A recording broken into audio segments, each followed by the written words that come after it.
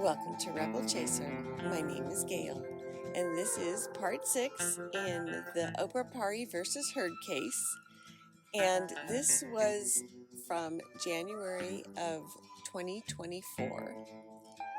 And she's asking for sole legal and sole physical custody. She wants the world. And I will let you guys watch this. I'll just leave it at that and let you guys watch. Remain seated, come to order. Court's in session. Very good. Good afternoon, Judge. Good afternoon. Okay, go on the record. Oberpari versus Heard, D 622669. Let's have appearances, please. Matthew Friedman, Your Honor, 11571, on behalf of Mr. Oberpari, present in the courtroom. To my right, with me today is also my paralegal, Tracy McCall. Excellent. Kimberly Heard, self-represented. Okay, who's And the young this is lady my- with you? oh, go ahead. I'm sorry? I'm Melissa. I'm here for support. I'm sorry? Her? She's here to help me with all this, if that was okay. Okay, but if she's going to assist you looking through records or finding documents, making notes, things like that, that's fine. But you have to be the one to present Melissa, that. Melissa Sutton. I'm sorry? Melissa Sutton is your name. Right. But you have to be the one to present. Yes, Yeah. okay, that's fine. Thank All you. right. Okay, now, obviously it's sort of a unique situation, so I think to be clear where our starting point is, since it reverts back to where the orders, if any, stood prior to that hearing that was challenged, what were the existing orders, if any? That was the ultimate custodial hearing, I believe. So do we revert basically to having no ongoing or no permanent orders? I know we are going to track what was occurring with the Donna's house visits and fill ourselves in on that, but where do we revert to from your perspective in terms of with the existing orders, so we know what standards of burden of proof? Judge, that's it, and I appreciate you starting there because those are some of the same questions I have. So we're here, as far as I understand, on remand from the Supreme Court, and what the Supreme Court did was reverse and remand for findings consistent with the evidence that was already entered at trial, right? So there are, I believe, 50 or 56 exhibits that are already in evidence that are part of the record. A trial was held. The court, that was reduced to a final order in the form of a custody decree, an order after hearing, and appeal was taken from that. And obviously, the Supreme Court's direction was, in light of the recent case regarding sole, they felt there were some additional or heightened findings Your Honor needed to make if you intended to keep that order. Alternatively, you could enter an order, lessening something from sole, for example, primary and joint, primary to my client, joint legal custody, something like that, and make those findings. And so I appreciate you starting there, because my question for Your Honor is, what is it that, how can I assist Your Honor in getting where you need to go to be consistent with the Supreme Court? I don't believe, Judge, and I think given the way this case has been litigated and the amount of time that we at least have, I don't know that we just, the court did not order a new trial, right? It's not that Your Honor can hold whatever proceeding you want. I can go through what's already in evidence. If that would help Your Honor to make the findings that you needed to make, certainly what we did is we did obtain all of the updated medical records for the child from the date of that order, and we've produced those, and we have those. Obviously, we can go through them. I will proffer you as an officer of the court. They're going to show you that it's just routine medical care. The child's seeing all of her specialists, she's seeing all the doctors, and everything's proceeding, as it ought to be. So, kind of from my perspective, I'm hoping for Your Honor, you can tell me. I know that Ms. Heard filed at like 11:30 today, pre-trial memorandum. Obviously, there's already a pre-trial on file from the trial, right? That we didn't file a pre-trial for something that's already there. And she seems to be asking for sole custody, sole legal, sole physical custody of the child, and a slew of other things. And so, to me, I think there's a little bit of a disconnect in terms of if that's the case. And I don't know that Your Honor set this down for her like a motion to modify. So I need some direction from the court so I can best use your time, best use my time, not waste time, and understand how I can help. So she's asking for sole custody, even though that's the exact issue that they agreed with her on, that should be a rare case where someone gets sole custody. Well, never mind. That's my reading, Judge. So do you see all I'm trying to say to Your Honor is I just need to know, it appears to me Ms. Heard's request will have an inordinate evidentiary burden on her that she would need to meet, because in the first place you've got to deal with the trial that happened and all of the various evidence documents that are already in evidence showing best interest at that time, right? And then now it seems we're wanting to do something radically different, and candidly, the only information that I know Ms. Heard continued to disclose a slew of things up to even today. I don't know if I even have binders. We weren't provided them. Do you have binders for me? They're all delivered this morning. To me? Except for us? I was told to deliver them here. So you got mine there? Okay. So I don't know what she intends to use of those. I don't know what, but again, that's what I'm trying to understand. Because to me, and I kind of said this when we were here last time, I think the court was looking for findings relative to what came into evidence that day. And again, 56 documents in evidence. Certainly if you wanted some testimony from Mario or some testimony from Ms. Heard about the documents already in evidence, we could do that. That would assist Your Honor in making whatever additional findings you need to make. And if Ms. Heard believes it's prudent to look at the voluminous amounts of medical records we went out and got at my client's expense and produced, showing all of the ongoing medical care, we could do that too. I just don't want to see, I guess, judges turn into 18 days of your docket because we're just kind of going on and on when we have very narrow scope of what the court wanted us to be doing here today. Yeah, it is true. It's ideally a narrow scope, but it's also challenging in the sense, like, where does this order put us back to? What burden? Arguably, it puts us back to where there were no orders and they're both starting on even footing. But on the other hand, how do we ignore everything? Neither of them, I think, has any earthly interest in ignoring everything that happened the last 3 years after the hearing occurred that she took the appeal on. I think 2022. Or 2022, and So it's about the month was. It was August 2022.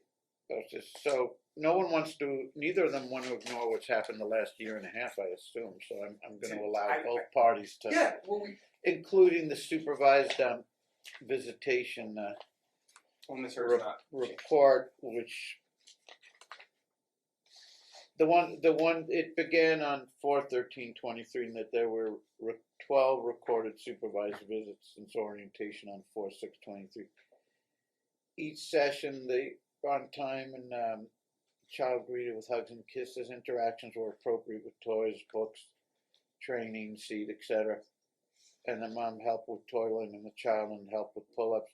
And only on June 15th, 23, was mom advised about something about an inappropriate skirt. I don't know what that's concerned.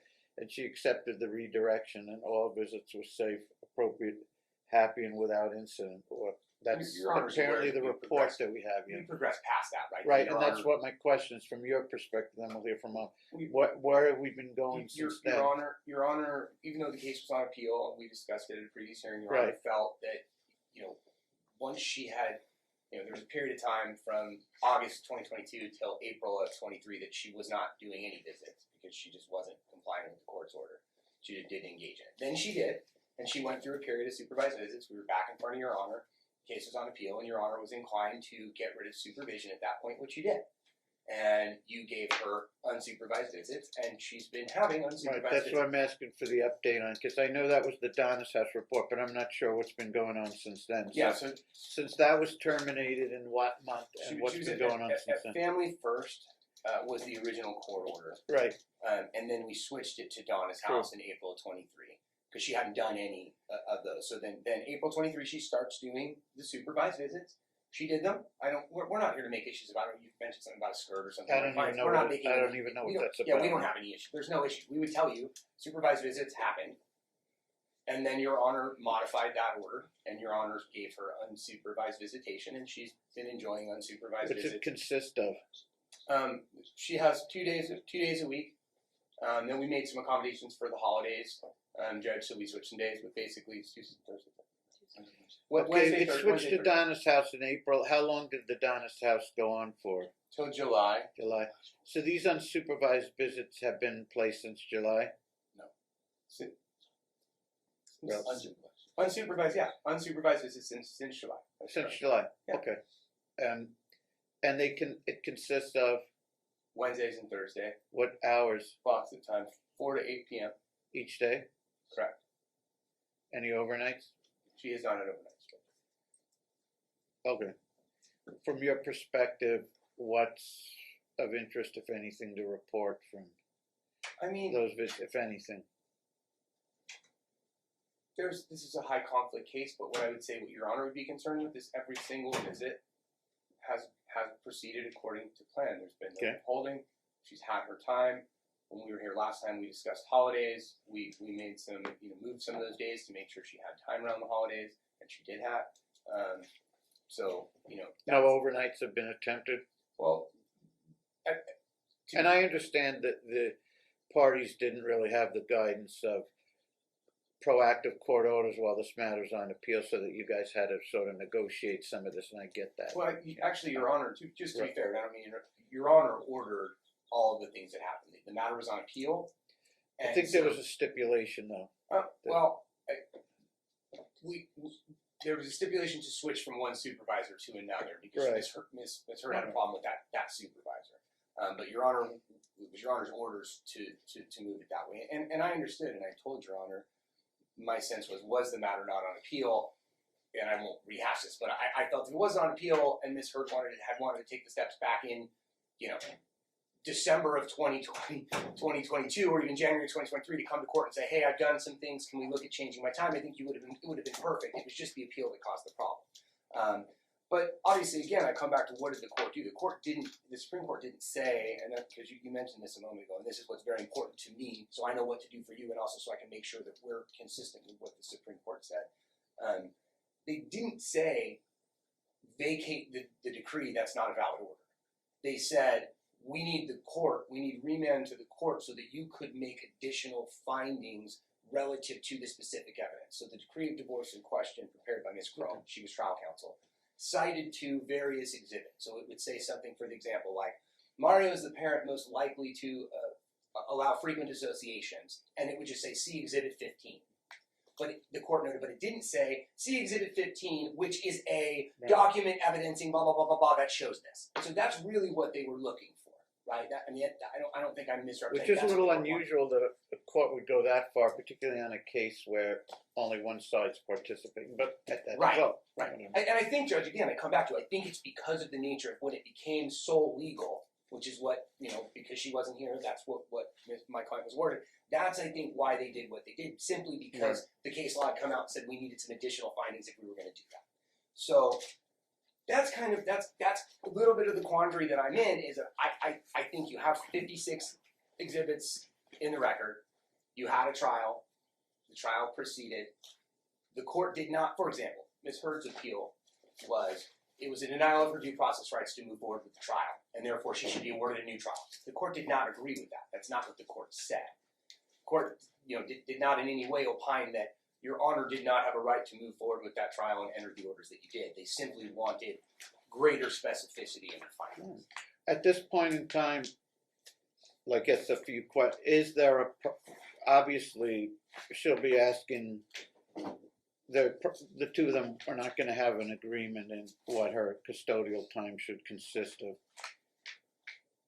But if she's asking for more than he wants to accept, and that's why we're here. But does he have any objection to overnights, and if so, what would they be? And if he does have an objection, what is it that it's based on?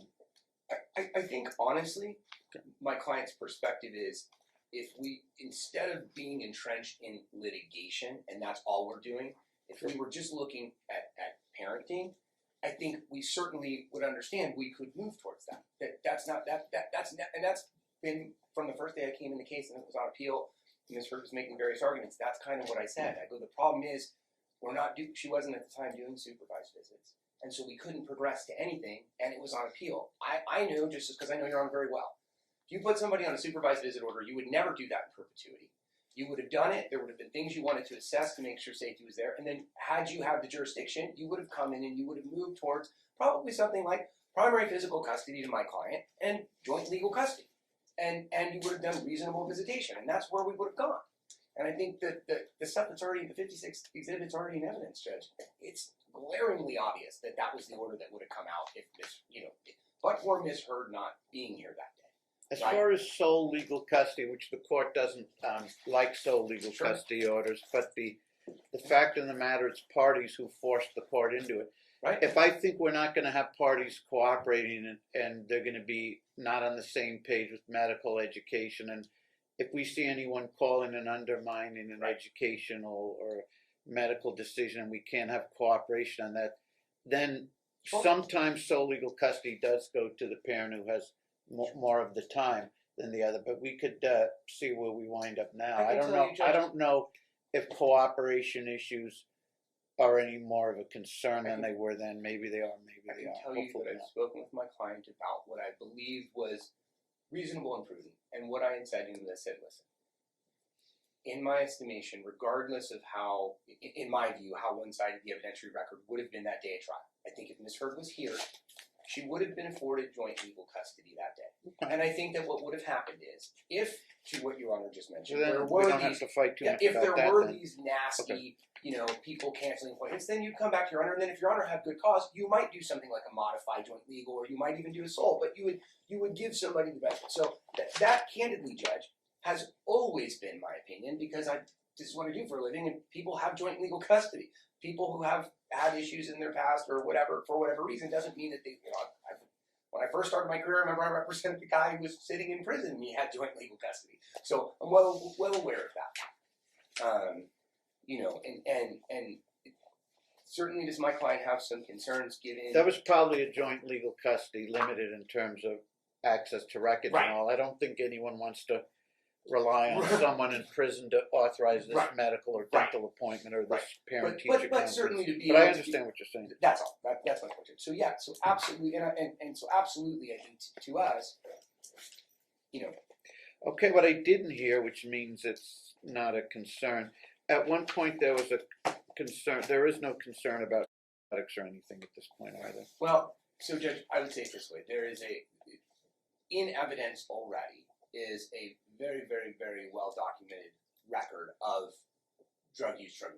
At the Okay? time, For a consistent period of time, yes. And so my client certainly is not making an accusation because he doesn't engage with Ms. Heard, and he has, there's nothing specific that he's seen. Yeah. I think it was an issue the day that they were here. That what the remand that we're here on, that trial day, that was an issue. There had been a series of failed tests, and then I think like a week before trial, a completely skipped test, which is 12 days before trial, a skip test that was a presumed positive. So 12, the trial that we're here on remand for, Ms. Heard would have walked into court with, I think, 3 different failed drug tests, and then a test that she just didn't show for 12 days before trial.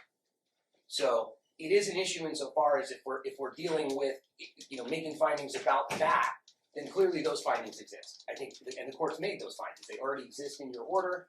The drug tests are already in evidence. The mistest is already in evidence. I guess it's a tough situation. The court's probably not going to disturb those findings as to what existed at that time, but the court's planning to make proactive findings as to where we're at this point. And I get and you alluded to this, with appeals, it's the evidence is supposed to be frozen in time as to the disputed date. On the other hand, it's folly and nonsense, nor would an appellate court tolerate the court ignoring what's happened in the last year and a half in the life of a child, particularly if some substantive progress is made and things are changing, which, as we've discussed, they are to an extent. So I think everyone wants to talk about and have the court rule on not just the past, but the current situation as well, I suppose. I know. Do you see where I'm at? Right. Judge? You and I are in the same place. I get it. Yeah. I can tell you, look, from the time that you had trial in August of 2022, from August of 2022 through, when she first began engaging in April of 23, okay, there was no involvement. There was a lot of she was supposed to use a parenting app, she wasn't using it. There was a lot of texting and calling. There was a lot of continued sort of bad behaviors and no contact with the child because the order was do supervised visits to family first. She wasn't doing them. So you have nothing to demonstrate anything other than what was going on in my client's care. So for that, all I'm going to be able to show you, Judge, is all of the child's medical records showing that the child and treatments consistently did with child's not been harmed, academics, health-wise. That's it. That's the record. Then what you have is a very limited record where when Ms. Heard begins visits in April of 2023, you have a series of supervised visits that go we change supervisors. Those go, I think it's 10 or 12 visits. And then we have some unsupervised visits 2 days a week for 4 hours at a time. That is the entire, and then again, we can show you the continuity in the child's, care while in my client's custody, all of the medical, all of the dental, all of the occupational therapy, the speech therapy, we have all those records, right? Other than that, I don't know what evidence there, I don't know what, do you understand what I'm saying? It's fundamentally very limited in terms of, for best interest anyway, what I think Ms. Hurd can show, or certainly what else we could show.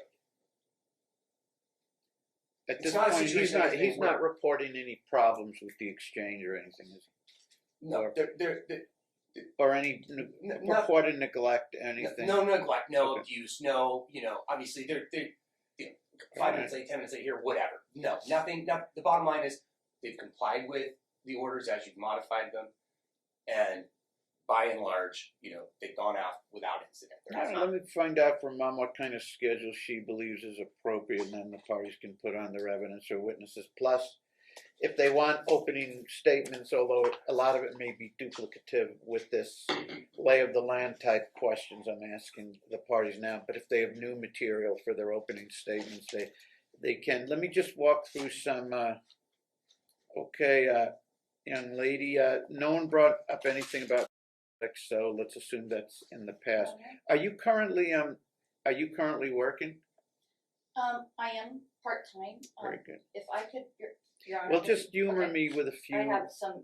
I get it. Just statements that are- humor me with a few background Thank you. questions so I know what Okay. we're talking about. All right. Thank you. What's your what type of work are you involved in? I drive for Uber. Okay, so it's an unpredictable schedule, or, It's something I can do around right? her. More to the point, flexible. Do you have any other means of income? Not currently. Not right Okay. now. Do you live by yourself? I live with my parents. Okay. What do your parents work at? They're retired. So they're both retired, Yes. and they live in Vegas, or? In Henderson. We Okay. live 2 miles from. Oh, okay. So it's you and your folks. Yes. Okay. Do they ask, to what extent, if any, do they ask for any help, or only as you're able, or do they have a set amount they ask for each month, or?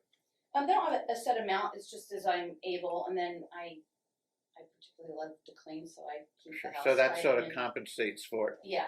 So. Do and- they ever and ask for honestly a are couple helping hundred me out. for groceries, or there's really no pressure? We long- keep separate. Like they take care of their household. I take care of mine separately. Okay, so do you have a car payment, or is your car paid for? I do have a car payment. It's in my father's name, so. Does he take care of that at this point, or? Yes, he helps out with that because Okay, what is the payment, just in the event that you do? $900. Ooh, that's what are you driving? It's a Subaru. Okay, and is he covering the insurance on it too? Yes. Okay, do you have health insurance at this point? I do through through the government assistance because I was on the assistance. Okay. That's kind of in limbo because I haven't updated my documents, but yeah. Okay. And there's a whole lot more. we need We'll get to talk it. about. Okay. So obviously, this car is fully timely registered and up to date, Yes. as Yeah, is yeah, the yeah. insurance, Yeah. right? Yeah. As in your license is certainly current, right? Yes, I've had background check and everything you have to for Uber. Okay. What are your if you know, what are your future employment plans, if any? I would like to go back to school and get my master's degree Okay. and actually probably study for my LSAT. Okay. Okay, so that's roughly the financial or living arrangement at this point. Yes. And your folks are, in the event it becomes important, are your folks available to help with transporting Yes. of Aslan, or does it depend? No, Are they no. in? Okay. That's fine. What's their relationship with your daughter? It's a very good and positive relationship. She really looks forward to coming over and seeing them. What type of schedule do you think is appropriate between the two of you? Your Honor, Then you can tell me why. I just want to know okay. what your schedule is. I feel like sole legal needs to be vested with one parent because there is no communication, and I feel it should be me because I am the one who's. It's already been Well, I can establish, I have an You're expert here. already established in this case that There's a sole lack of legal is pretty much communication. going to be a no-no. Alright, well, that's up to you. I do have you, like the No, last that's not hearing. happen. That's not happening. Okay, You're asking for the very thing that you found so inherently offensive. In No, other not words, physical, you not two physical parties are custody, not required to physical. work on matters, but we'll get to legal custody later. Okay. I get, and I understand. I don't want to go down that rabbit's hole yet. The court will determine that later. But how about the schedule though? The physical custody. What the schedule? physical, I feel like she should have primary because there's been an issue with toileting. She's still in diapers, and I have an expert that will testify to the fact that she should not be in diapers. She is smart enough that she could have very well been trained 2 years ago. What schedule do you envision? Where every other weekend, as it depends on her toileting because Do you want her in your care except alternate weekends?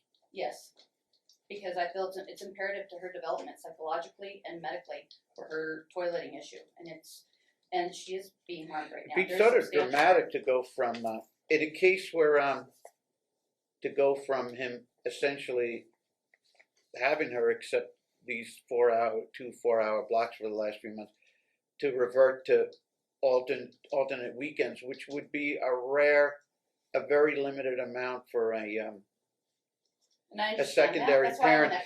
expert. You would have to convince the court that this is a serious issue It that is. he's not only completely incapable of addressing, but also absolutely refuses to address, I can do that. which could be the case. What? Tell me a little about it, because she's 7, right? Yes, and And that's she's not fully trained. why she is in my care.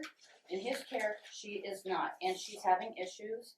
And I do have an expert that can testify to that has fully reviewed her medical, and that's one of Okay. the other issues I have. Okay. He's not taking care of her. 2 binders I could point out to you right Okay. now is not him; it's his girlfriend. Okay, I So, got it. What's he's her abdicated. diagnosis? Down syndrome. She has a diagnosis of Down syndrome. And that's not in dispute from you, so right? No. Judge, But not at all. she is fully capable of being further along and being potty trained. In fact, she wears underwear at my house, and she Okay, is potty who trained. is it who? What school does she attend? CT Sewell. Okay, and so who's the pediatrician? It's Anthem Hills Pediatrics, and her pediatrician that I had Okay. before this happened testified, and I have in Okay. the documents that she. If you're going, potty trained at if you're seeking, and I strongly advise everyone to dump a sole legal custody request. It's beyond ludicrous at this point, unless you can show that you sent letters to his attorney and emails begging him to appear before the pediatrician, the behaviorist, whoever, all these parade of experts, and they said, we told this to Dad, he refuses, and that and plus that he's incapable of it. Now, so, which I don't think we're going to see, but more to the point, as a practical matter, what is it you want him to specifically do vis-a-vis this potty training, for lack of a better word, that he absolutely refuses to do? He's not training her. What is it you've told him that you put I in have- writing and told him to do that he won't?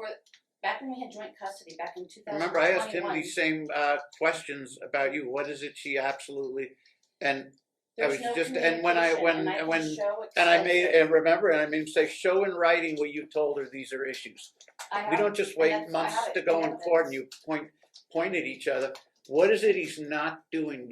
What's He's not specific? responding when I'm asking about her toilet, Okay, when I'm asking okay, about but- her potty training. But what is it he's supposed to be responding to? What does he need to do that he's neglecting? Behaviorally? Yeah, behaviorally and helping her developmentally. She needs, How is it, if he walks out of here today and here's step 1, 2, or 3, how I want him to address the potty training, would be what first would he to be told? communicate. I don't get any Okay. communication, I get and ignored. let's say we start, okay, communication is different than notice. Neither of you are excused from saying, when I say, why don't you tell the other party this? Oh, he or she doesn't listen, I can't communicate them. That's fine. Show me that you put someone on notice. Have you put him or his attorney Yes. on notice? Here's the steps you need to take. Yes. Where are the steps? I get he needs to listen, but what does he need to do when he listens, after he listens? It involves, it's extensive, and that's the thing, this is very. Let's paint with broad strokes. What generally should he do that he, is it that First, he we doesn't need want to to hear it, or he, communicate. We need well, to hold on, know I'm when sorry. it's- He doesn't want to hear it, or he hears it, but he dismisses it. It completely ignores it, and then Okay. he completely ignores me when I'm asking about her potty training. Okay, That what was is it? joint custody. What is it he should do, technique-wise or pattern-wise? What is it he should We have be to, doing? and that's why I have an expert who can testify to this. But if you're complaining about it and you're the mother, experts are well and good, but you need to tell us, here's the Right. steps he needs to follow. What needs is he to not be doing? Involved, and he's not involved. Yeah. It's his girlfriend that's involved. Okay, and there's no okay. communication. with I us. think it's my fault. I'm not communicating effectively. It's like if someone's asking me about the car and I just say fix it, fix it, fix it. What is it you want me to do? The brakes, the transmission, and then once I get to the brakes, the transmission, what do I do? What is it he's supposed? I get this generalities about listen, be involved, be conscientious. What specifically does he need to do? And I understand how difficult this is with the diagnosis, but what is it he specifically needs to do that he's not? Communicate. There's Okay, but and when to- this and to when he actually potty train, he's communicates not and you potty training when her. you He has tell her when you diaper. let's say he was a font of open-mindedness tonight. Let's just say he miraculously became the open vessel that you want him to be. He's really open and responsive to ideas. What would you tell him to do relative to the potty training? That we need to remain in open communication. Oh, that okay, she's we've covered that, because I'm not going to be, you see where this is, I'm trying, you don't realize it, but I'm trying to help you in the event that this is a valid issue. In the event it's a valid issue, I'm banging over backwards to help you. And if I had to make findings now, which is good that you have this opportunity today and tomorrow to fully develop this, I would have to say, I can't make any findings about him neglecting this issue because you're not telling him again, you just keep saying he needs to be conscientious. You may be right. He needs to listen. He needs to respond. All that may be true. When he does that listening and responding, if he does, what is it he's specifically going to do relative to the potty training that he's not doing? And that I don't know because he's not communicating Okay. what he is or isn't doing. Then, I know what okay, I have at if my you house don't know, then how do you know he's blowing it off and not handling it? because she has rashes, because Okay. of her behavior, because of the fact when she comes to my house, she doesn't want to be in pull-ups. Okay. Because when she's regressed, she was potty trained, and then in So- this year she's coming So back. should She's had a she or rash for should 6 she or months. should she not be in pull-ups? She let's should take not that. be in pull-ups. She She's should smart not. enough. Have you put that in writing Yes. to him? Yes, and I have extensive Okay. text messages. And She you has a okay? rash every time she comes over for 6 months. She's had Okay. a rash. But you appreciate the fact, you know this 10,000 times more than I. A child who's having trouble at potty train is But going she to have wasn't rashes. having potty trouble. It's gonna- She's smart enough to not have trouble. She doesn't have trouble at my house. And when she does Okay. accomplishments and I let him know, I get ignored. The one Did night she ever have an accident at your house? She does have accidents, and Okay. they're far and few in between. And when she does, I let him know. I let him know about our schedule. I Okay. let him know when she makes accomplishments. When I let him know that she's in underwear, and I get no response. If she has that, and I could understand it, and that's not to And be if there were both of tolerated, us but we'll deal doing with it. if that's the case. But if she even has accidents during your 4-hour blocks, why is it unreasonable to think she'll have a lot more accidents during his time? Because in 3 months she had absolutely no Okay. accidents. She wore underwear at my house completely. We went out and she had no accidents. She doesn't want to be. How do I pull-ups. extrapolate that to that she wouldn't have accidents if she was you 24 hours? She's probably going to have And these are accidents. not the It's questions accidents that I I'm feel like. talking- These it's are not the the questions I accidents. feel like asking. These are the questions I'm required to develop these issues. Now, And that's why you okay. said you wanted an By the way, expert. do you have you guys received texts? Because maybe she has been on top of this with you guys. Have you received either emails or texts anytime over the last year and a half, how far back we want to go about this potty training issue? Would you understand? Let me try, and I understand neither of these guys have been sworn, but with your permission, maybe this will help me understand a little. Dad, Mom's not under oath, you're not under oath. I want to know, what is it you know about this issue? What could be done differently about the potty training at this point? Well, I believe she will be potty trained at one point. I mean, she's capable of doing it, but she doesn't have the comprehension of a lot of things, and going potty is one thing.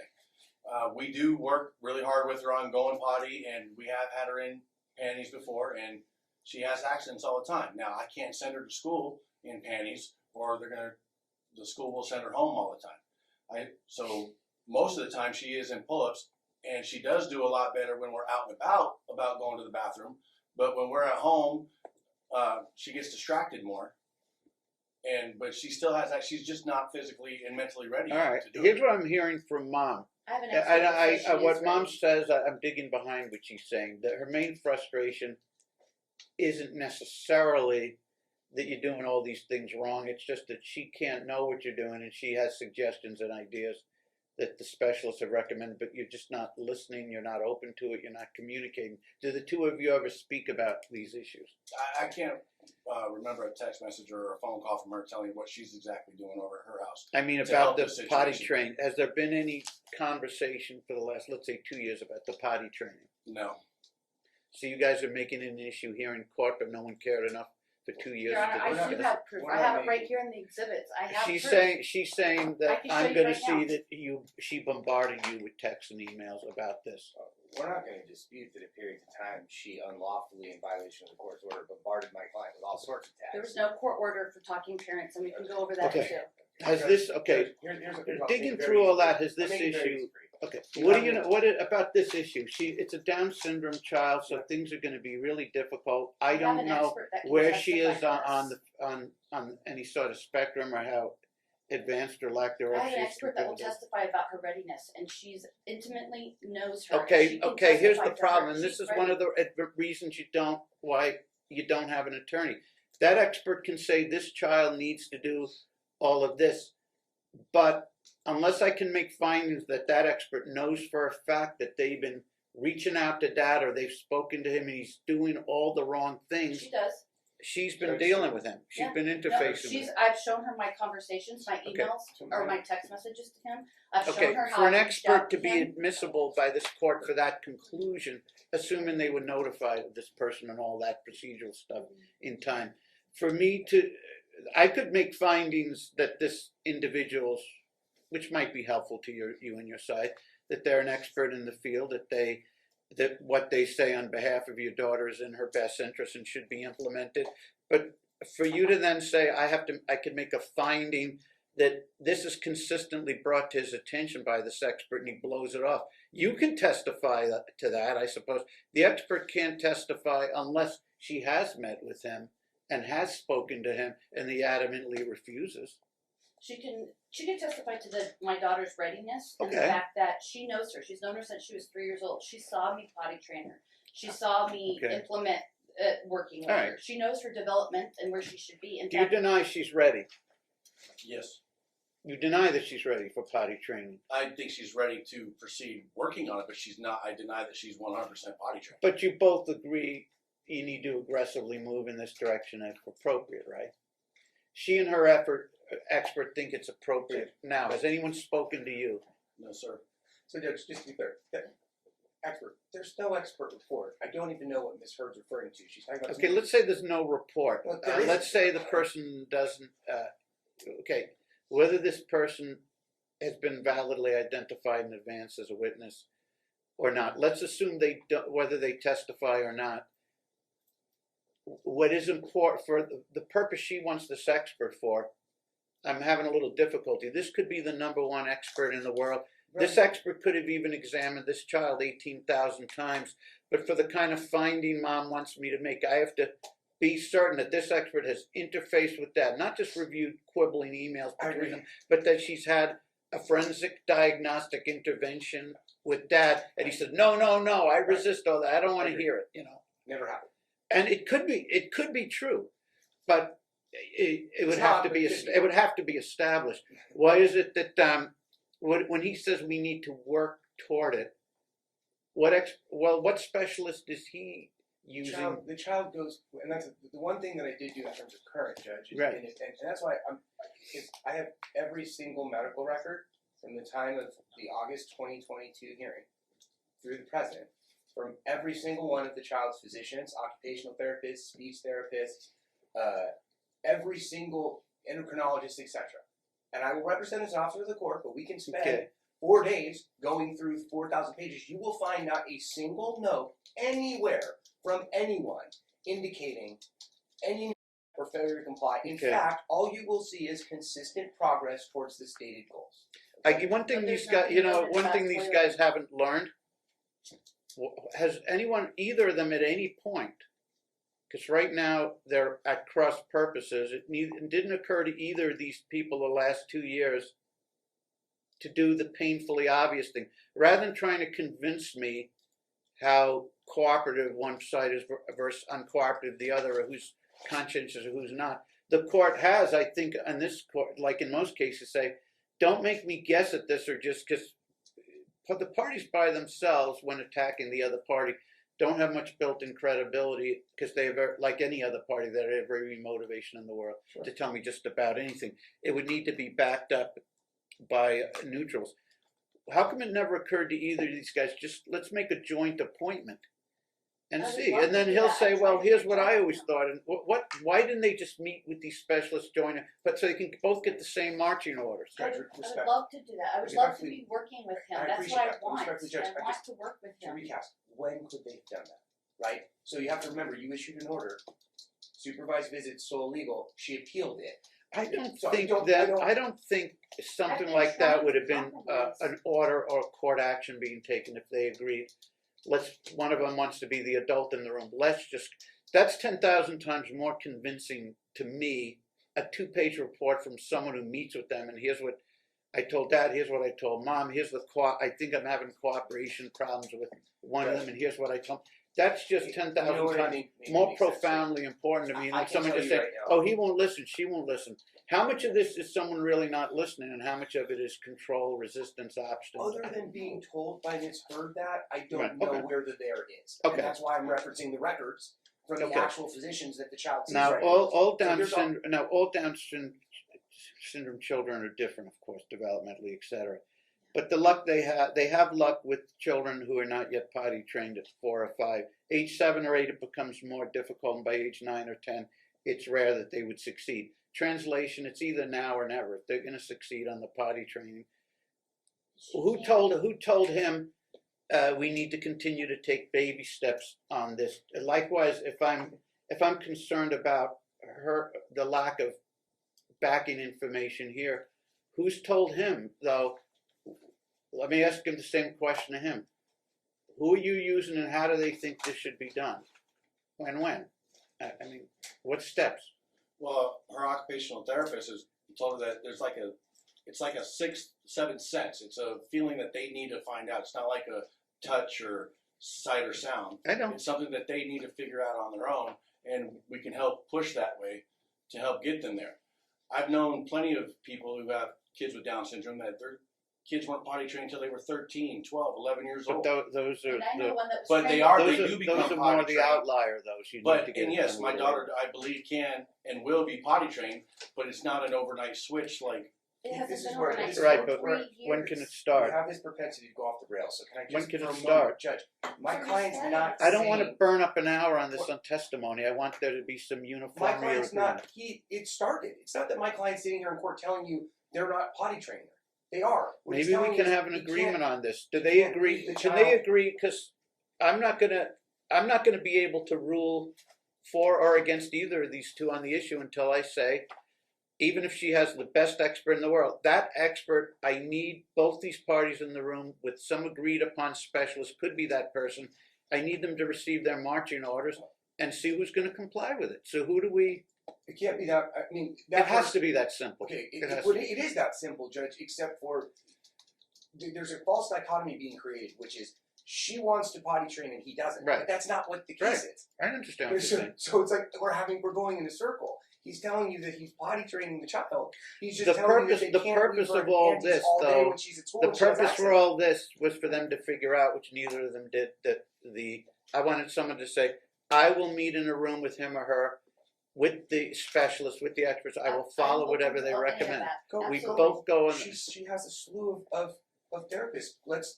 We can make it absolutely go see that I person. haven't been allowed to be at any forget of what it. you're not allowed to Well, do. I will meet- I'll do Who whatever. would you agree to meet with, and we would follow She what they has- direct? She has an occupational therapist who does this, Judge. Is there any problem if you can meet with that occupational therapist and indicate, here's my concerns. Okay. I was told, and here's why, that it should occur sooner and more aggressively, and here's No, an why. occupational therapist is who we should be meeting with. I would Right. agree with that. And you can offer your views about if you think it should be, okay, let's get that, because maybe we can avoid a lot of testimony on this.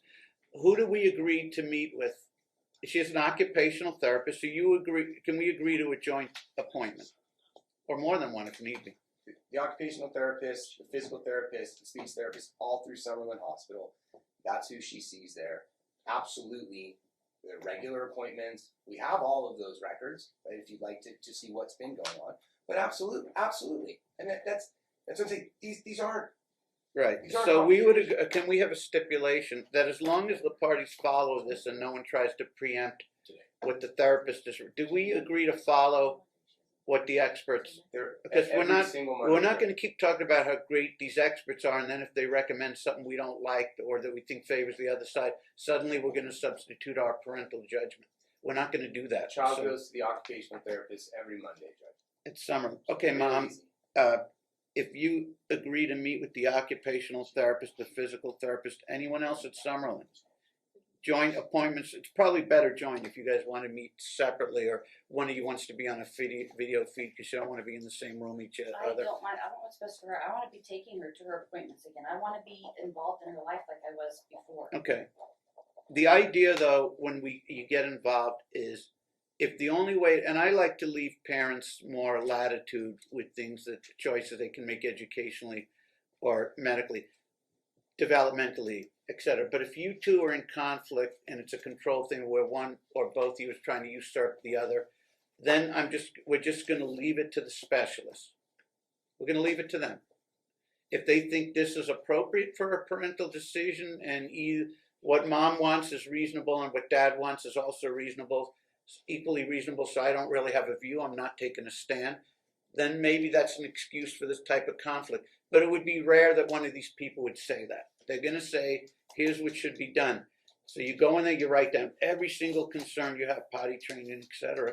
And I expect both parties to follow the directives. Can we agree on that? Which means you have to let dad know, send an email to them later this week, when convenient appointment times are for you. And you say you have a flexible schedule. I'm He has a open to set whatever. schedule, so try and work with that. He doesn't have that flexibility, I don't think. And that's where the issue is that it's not working with him, it's working with his girlfriend. And so I don't understand why I'm having Well, to I don't want to advocate pump my up his rights. attorney bill by saying Mr. Friedman's office can help with these administrative ministerial things. But if it comes to that, it has to be. Why can't that could be a particular. Let's just assume your girlfriend's better at calendar and things and organizing. That's even if for some reason it's a sore spot. Can we avoid that for now? Well, what are we looking for? I don't mind working with her as long as there's no hostility in front of the But child. I can't. But that's a subjective thing. If I order you, you have to cooperate with her. You'll be back here saying, in your view, she was hostile, and maybe you're right, maybe you're wrong. I don't know. So I want to avoid it. So Judge. I just want to get through stuff. I don't want childish I'm with control you, Judge. stuff between the parties I'm with you. to interfere with how they're raising a Down syndrome child. This is not the degree of maturity or cooperation we need from the parties. And maybe it's not, I don't think it's by any means too late, but we may have wasted a lot of the 7 years.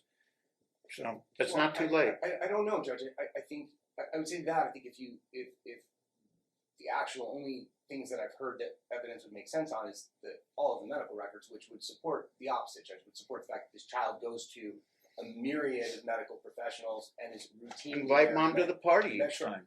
Well, like I said, there are Mondays.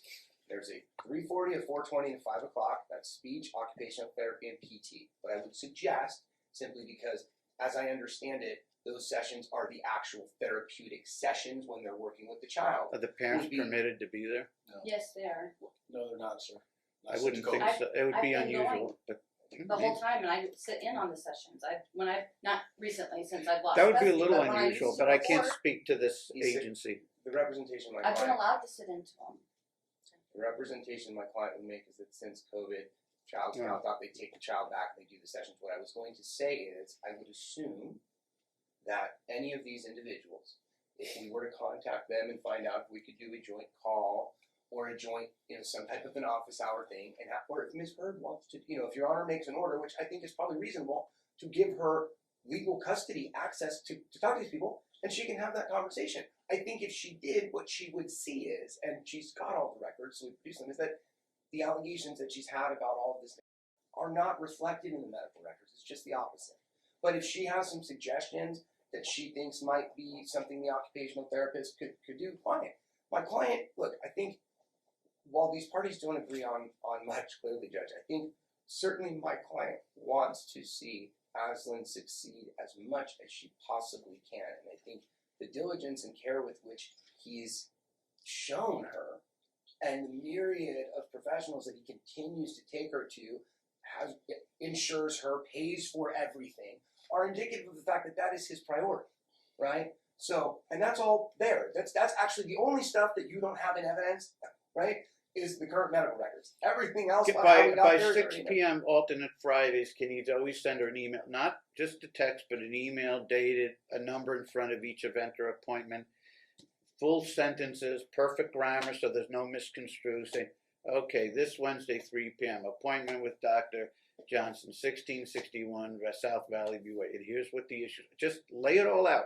And she'll have full access. If she wants to call those people, fine. If she wants to show up for any of it, fine. That way, I think that would be the fair compromise, so he doesn't have to claim, she'll claim he's not keeping her apprised. He'll claim, why do I have to keep chasing her, reminding her to be a responsible parent if she really cares about all these things? Why doesn't she make inquiry? Make it easy for her and make it easy for him. Here's everything going on the next, or if you want to do it once a month or whatever. Here's everything that's going on. By all means, we'd be delighted if you participate. Then it's up to her. Your Honor, absolutely. Something like that. Absolutely. It doesn't have to be that. If they agree on something else. That's what a legal custodian and a parent would do. Yes, that's. Do you have another way that should be I don't accomplished? understand why we just can't do joint custody and go back to Let's- the way it let's was and assume- do this week on, week off, and we Because- both it be part of her life. Well, we don't know. Let's just, however it comes out, you would still want to know that don't assume that just if you guys are sharing custody, that you're still always going to know what the other side is setting up doing. So I think under any custodial configuration, with this cooperation level, some variation of what I said is a good idea. It doesn't have to be what I said. No, Judge, Something. Look, the identity of all the providers she has. Okay, certainly we can put that together again. The schedules of the therapeutic appointments, I just put on the record. Those exist. I think if we're looking to get input, if there's truly a belief that the occupational therapist is not doing what they ought to be, or that somehow the representation is, they're recommending that Mario should be doing things that he's not doing, then that can be explored. I can tell you, we have the records, that's not what they say at all. But that's neither here, that's the reality. So if you want to have that, she wants to have that conversation with the therapist, what have you. I tend to get, and this is kind of almost what I would say to you at this point, I'm convinced that there's not going to be any there. So given the posture of what Ms. Heard wants, I'm almost inclined to say, to make your life easy, Judge, if she wants to put the case that she thinks she can put on to demonstrate that these orders should issue, then I think Your Honor should give her the time. But regardless of how it comes out, I want them emerging, whether they like it, don't like it, hate it, I want them emerging with more teeth to be able to enforce on more rights as to how do I find things out? How do I require the other side to put me on notice? Because she's complaining, he doesn't cooperate, he doesn't listen, or more to the point, he doesn't care about her rights. And I think she's synthesizing that somehow into a conclusion that he's totally clueless or wrong as to these therapeutic matters. And just because and that may occasionally be the case, but for her to establish that's the case, it's debatable whether her or any expert's going to establish that they sat down with him, drilled this into him, and he keeps refusing. So I assume you're correct. That's not going to be there. But how do we prevent problems in the future, regardless of how this comes out as far as the schedule? We can at least solve the problem. I don't know anything. No one tells me anything. He or she doesn't care what I think. He doesn't tell me this. She doesn't tell me that. We can put an end to all that childish, nonsensical, control freak BS, and I'm going to. I'm not going to listen to another hearing after this one about he doesn't tell me this, he doesn't tell me that, she doesn't do this, she doesn't do that. I'm going to say, if you guys really care about those issues rather than just venting on the other side. I'm going to give you the full rights to put you front and center in front of these specialists who, if they agree with you, we're ecstatic if they put it in a report, and then I'll read them the riot act if that's what's, or vice versa, if that's what's appropriate. So, Judge, I think if I take you back to 20 minutes ago, you asked me a question about legal custody. I told you I thought that had she shown up for trial, it would have been a joint legal custody case. Okay? I don't think that the physical custody would look anything like that, but I think it would have a joint legal custody case. And that's what you heard me saying. And I said I would understand that would be where I anticipated you would go today. But just telling them you have joint legal custody without explaining the real life manifestations of how we put a stop to this nonsense is not particularly helpful. What you heard from Ms. Hurd is she wants sole legal. So what I'm saying to you, and I know, and you said no. So what I'm saying to you is, I don't know what else I can offer. I think that when she has legal custody rights, which she never had her parental rights terminated, but she didn't have the ability to, for example, call these providers, right? When she has those, I think she'll feel a lot better about I think that solves the entire issue. And I think, again, she's had the records, she's looked through them. You know, I could do the same. What you're going to see is there isn't any indicia, Judge, of anything other than a father taking the child to every doctor's appointment, every dental appointment, every. I think the problem is because if some specialist were to tell, if Dad's right, and I don't know, let's assume for the sake of argument he's right and it's a more gradual process. I think she's going to be a lot more open to that, hearing it from the people who don't have a dog in the fight, except that they want to do what's best for Ashlyn. And she doesn't want to hear that from Dad, nor is she required to unless he is. Neither of them is required to abide by the medical or therapeutic or educational directives of the other if they dispute it and the person can't show the proof or documentation as to why it's done. So let's open the gates to everybody's. She can speak to, same rights that he is, the mirror image. Can speak to these people. Don't get into a situation where you start quarreling with these people, because administrators, bureaucrats, people in the medical field, I'm not saying it has anything to do with these people, but you see, they can cut us off pretty quickly.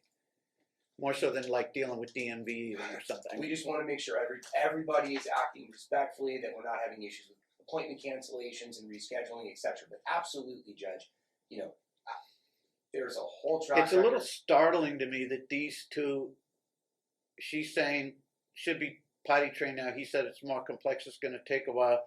And for 2 years, neither of them has said, well, okay, if we have a basic disagreement on this, so can we meet with person XYZ, and they're the experts, see what they say, and we'll follow it.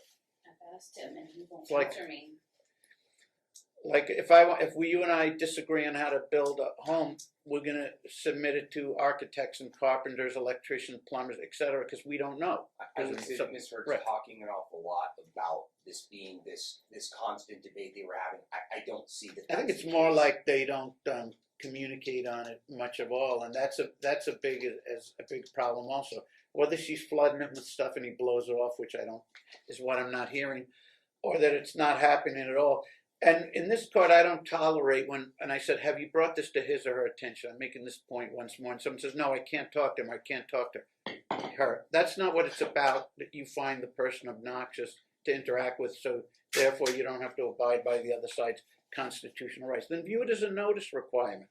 Put them on notice in a polite, civil, direct way. Here's what I'm seeking to establish, etc. So we have an agreement. If we walk out of here today, is there anything, and he's required to provide that, just as you will if you start making appointments and you're going to put him on notice every other week of this email, are you going to have any problem with meeting with any of these individuals? Okay, good. I'm hoping we save some time with that. Okay, so we have a stipulation, as you said earlier, that sole legal custody is not appropriate, at least not anymore, and you've agreed on that. We have some framework how we're going to deal with developmental issues. Translation, we're going to leave it to the experts who have a gazillion years of education and make their living at this, not making it a venting control issue against each other, because that's what I'm sensing. They don't like things because it's the other side doing it or telling them things, not because it's true. Judge, can I just for just a little clarity, that's not what's going on here. But the same, but likewise it covers it, I've covered, if it's total BS and he only hears about this, no one said a word to him about it for a year and now he's hearing about it in court, that possibility is covered also. If she's sincere about this and really means it but never notified him, he now understands what, you know. All I mean to say is there were very specific reasons why Ms. Heard went from having full access and talking to these people and being at these appointments to not. That's why I'm And saying those we reasons have were- to hang on. calibrate our behavior. Those reasons were her conduct. that I resulted covered in it, court I was orders. aware of it, I knew I don't want to beat a dead horse. That's all. She knows to calibrate her behavior as he does, and if they don't, and someone cuts someone off, that's another thing that's covered. I don't want someone coming into court and saying, I don't have records because of something the other side did. So if someone's cut off for whatever, I want you to ask whoever's in charge at Dr. So-and-so's directives because of obstreperous behavior on such and such date by this party. It wasn't that, Judge. It was because of arrests and drug use and I things was like never that. arrested, and Okay. there's only been one positive This is drug. our, in this my isn't whole the argument, entire- it's The argument, the Right. discussion is based on in evidence. if you need further Yeah, right, specifics you're about this issue. So if you emerge from here today or tomorrow with still an inherent disagreement about the potty training, which he thinks this is just window dressing for trial and fodder for trial, as they're saying, they haven't really heard about this from you. But let's assume you have been telling them. Is this order sufficient, or do you need something more to empower you to speak to these Just individuals? joint legal is what you're pretty much saying. Okay, but right? what- So what that, would that you- gives me the power to do what I need to do. Honestly. But it kind of doesn't give you guys the power to do what you want to do Right. if the other doesn't want it and you don't submit it to the specialist to decide. It becomes our responsibility, and it becomes my responsibility, and I'm willing to take that responsibility. Okay. To So be I honest, expect to see I more heard open everything you said. I just don't know what specifically we're talking about. It sounded to me like we'd be talking about like my client saying I don't want her to go to occupational therapy, and Ms. Heard saying that she does. That would be a legal custody dispute. Right. I'm just not understanding what we're talking Well, he's saying Uh, it's don't- fine. He's saying about. it's fine, right? Right. He's- But we already know, no matter what happens here, Right. they're walking. Now, maybe she sent them 218 notices. Maybe she sent them none. We already know. We're walking out of here with her saying, Ashley needs to be potty trained more aggressively, and Dad says, hey, no, if you had been dealing with this like I am, dealing with all the experts, people in the educational realm, you would know it's a more gradual process. So until they're in the same room with the same therapist, this nonsense is going to continue. And that's what it is, nonsense. Because if someone says, no, it's not nonsense, I'm going to climb up on my soapbox and say, it's my legitimate constitutional rights and concerns. And I'm saying, here's how you can exercise those constitutional rights I understand. by being in the room with the expert, not pointing fingers at each other. It gets us nowhere. Sure. So he's going Fair to enough. invite her, not just say you're able to come to any appointment, but when he sends that deal every other week, he'll say, and that's the 7 matters that are set, or the 4, or, and of course, as usual, you are more than welcome, and I encourage you to attend. Kill each other with a little kindness, takes the fight right out of the other side of folk. Now, are you asking that maybe he has his wife communicating, his girlfriend or wife, I'm sorry, your girlfriend? Fiance. Yes, sir. Okay, maybe he has her communicating with you because he feels that that's a better combination than you and him.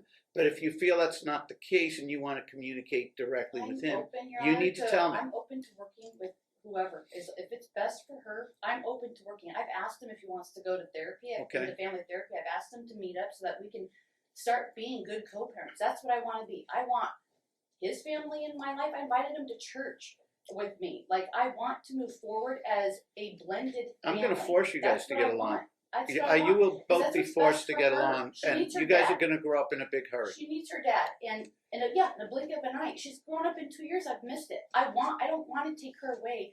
She loves his girlfriend.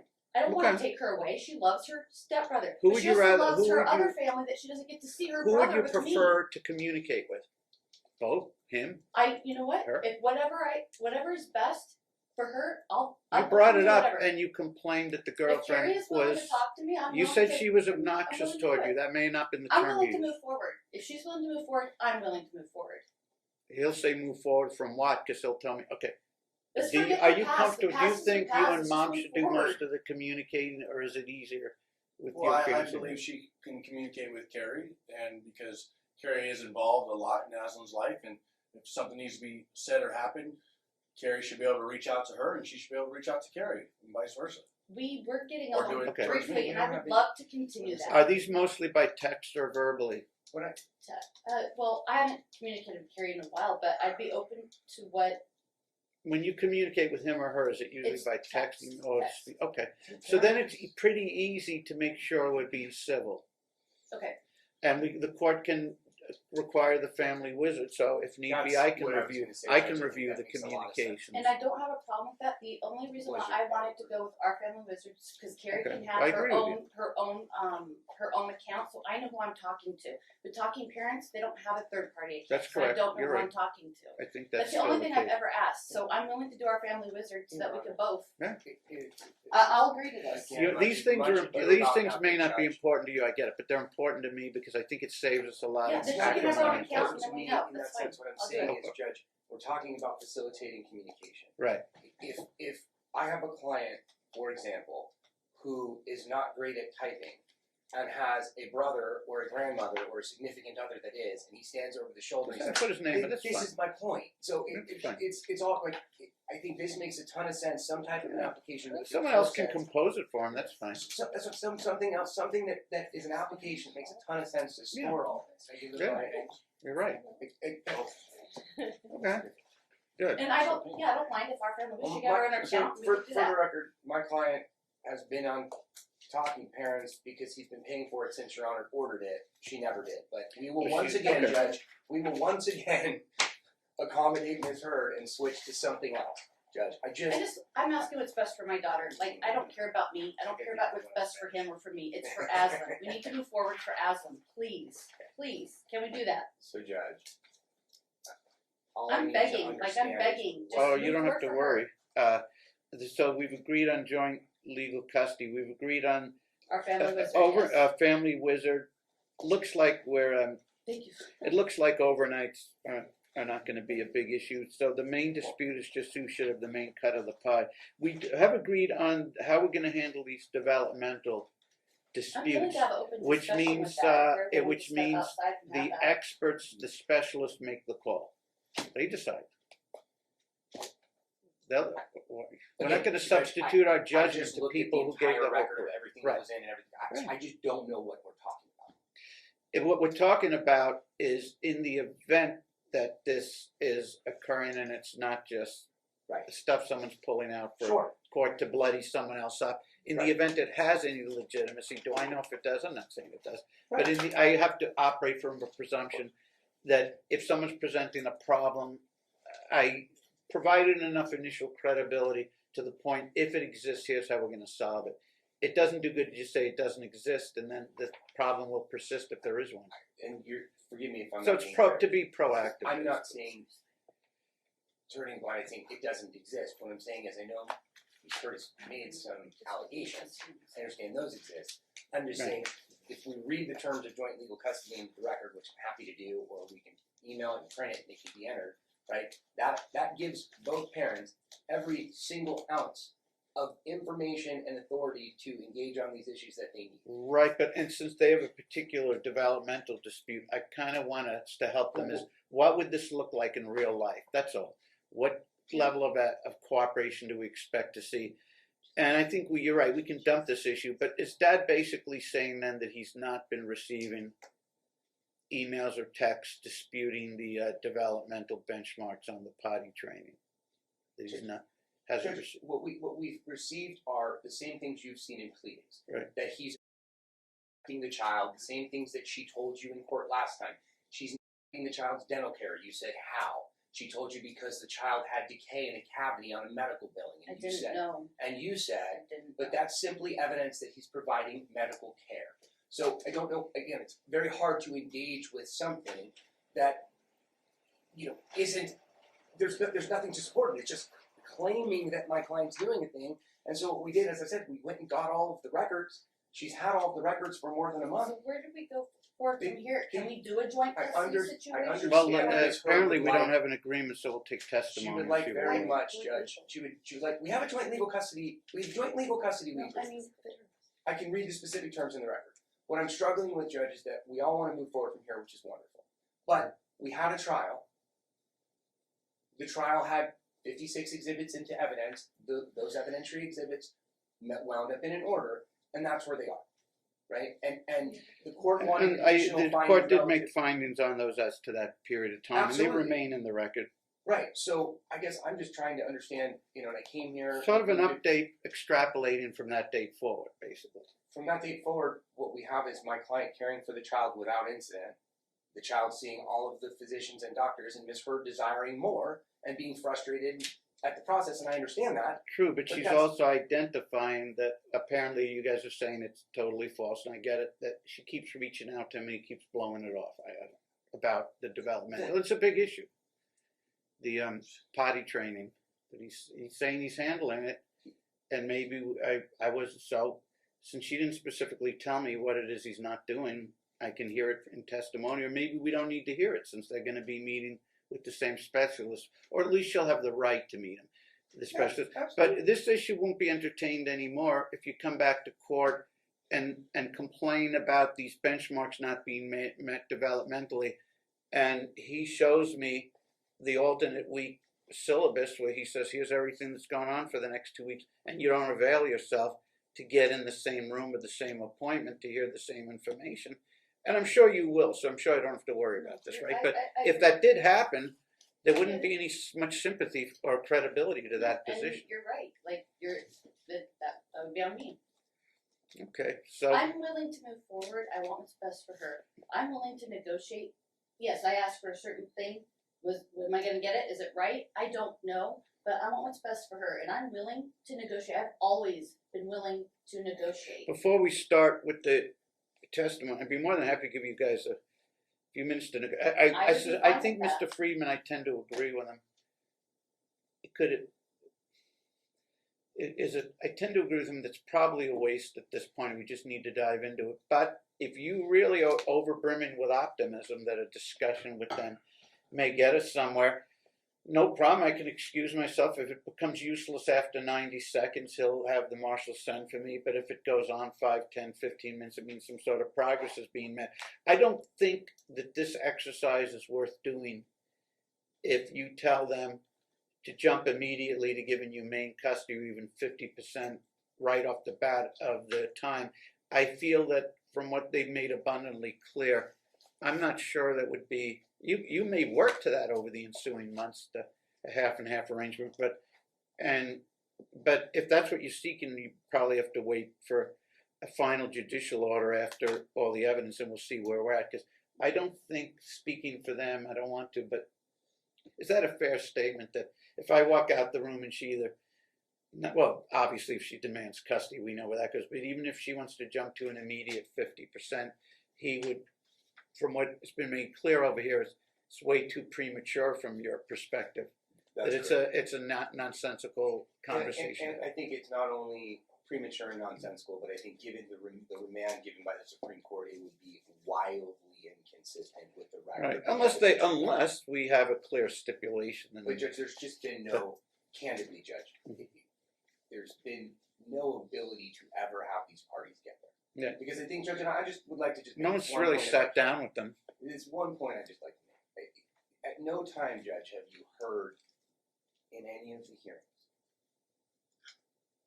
an acknowledgement of how we got here, right? And I think that's the first step in my, and this may be me being social sciencey, but that is the first step to move towards anything like what you're talking about. We have to not be trying to constantly prove that Mario's wrong and bad. We have to recognize that we got to where we got to based on a myriad of actions that we engaged in, right? But that's never what we hear. So the short answer to your question, Judge, is joint physical custody is absolutely not something my client would be agreeing to today. Not something my client believes is consistent with the mountain of evidence already in the record and whatever else has come, since that hearing, nothing in there would support anything like that. Okay, hearing what they just said, do you still want to take an opportunity and speak? If it doesn't go anywhere, he'll just call for me and send me back down.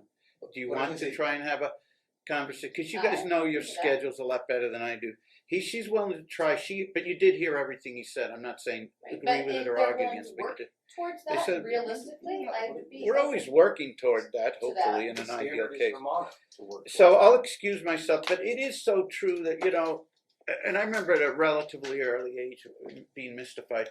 How come everyone says step one, whatever the problem is, acknowledgement of the problem is so difficult? I said, geez, steps 2, 3, and 4 sound so much more involved, so much more abstinence over many months, and so much one needs to do in terms of therapy, behaviorally. Why is this one step just saying, yeah, I have this problem? Doesn't make sense that would be much more difficult than all these really labor-intensive steps.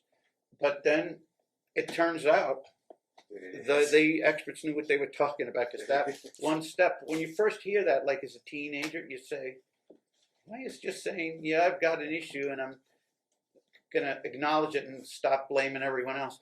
Why is that so difficult for people when you look at it? Well, steps 2 and 3 and 4 that you say you're willing to do is a year of therapy and this and that, and this that takes 5 seconds is more difficult. But because it's really, it seems simplistic what we're asking someone to do, but it's really profound and I think human you know, nature said, no, Judge, I'm always happy to engage Okay, in a perfect. conversation. I just, under those auspices, we can talk about she it. heard what you said. Okay, thanks, guys. Thank you, Judge. I'll call you. Do you want this on the record? No, this is the private discussion. Back on the record. Back on the record, or do you want to mention anything off the record? You just want to go right back? Okay, we'll go on the record. Is there any progress to report? Your Honor, I believed there was. I believed I was very clear in front of everybody as to what we were willing to negotiate around. I'm not going to go into the details of it, misheard. Maybe there was some miscommunication, but it seems that she did not hear what we had said at that time, and seems to think the only deal she would take would be automatically like a guaranteed time in, let's say, 90 days that she could have joint custody, and that's not on the table for us. I was willing to negotiate with them and do the tier project that they said, which was fine with working up towards a joint physical, because that's what I've had, and I had primary with my daughter for 5 years. She responds well to me, but they said no, that would not ever be an option. I got it. If it wasn't today, I was fine with that. Let's work towards it. And he indicated that there is no working towards it. So I'm not going to just take it off the table indefinitely. So if I can make My daughter needs her mother, and so I'm willing to work with them, but I'm not willing to give up my parental rights. I'm not willing to do that right now. If I can make it clear, just so Ms. Heard, so you have an opportunity to have heard what I said. Certainly nobody is taking away parental rights. In fact, my client stipulated to restore joint legal custody rights that you didn't have under the terms of the decree. Moreover, nobody is looking to take the time away from your daughter, and I never said anything other than there wasn't a world in which my client was going to stipulate to joint physical custody as a certainty. Certainly, as any case progresses, the court always reserves jurisdiction as to child custody matters. And if you got to a place where you felt circumstances warranted bringing it back in front of the court for some I feel reason, like I have enough then you evidence today to show that I can get joint physical. Okay. I do have enough evidence right now to show I have progressed. I've admitted to what I've done. I've done the work. I've done the hard work. I've been released from my therapist and my doctor. I have the lab notes. I have everything I need to show. I put in the time. I did the diligence, and I did the hard work. And I've accepted responsibility. And there's no reason that I shouldn't have joint custody, because I'm a far better person today than I was 2 years ago, 3 years ago, and I will continue to grow, and I can show that. The records will show that, and my witnesses will show that. Your Honor, Ms. Heard is a pro se litigant, so I'm not here to give her legal advice, but perhaps I think it would be instructive to make sure we understand the nature of what Ms. Heard is articulating in my ears sounds like the types of claims a parent would be making where they were seeking to modify custody, but that's not what we're here for today. Right? This is a remand from the Supreme Court looking for additional findings. So I just think. And even on the findings, on the evidence that was submitted that Mr. Friedman was talking about, they're not sufficient to make a finding for sole custody to find me unfit. I would like him to show. Well, that was it to where the in the point record. of sole legal custody and physical custody. There wouldn't be sole physical custody, but someone there would either be primary or for one party or joint physical custody. Obviously, now so we do agree though that since it's a little not totally clear what our starting point is, the courts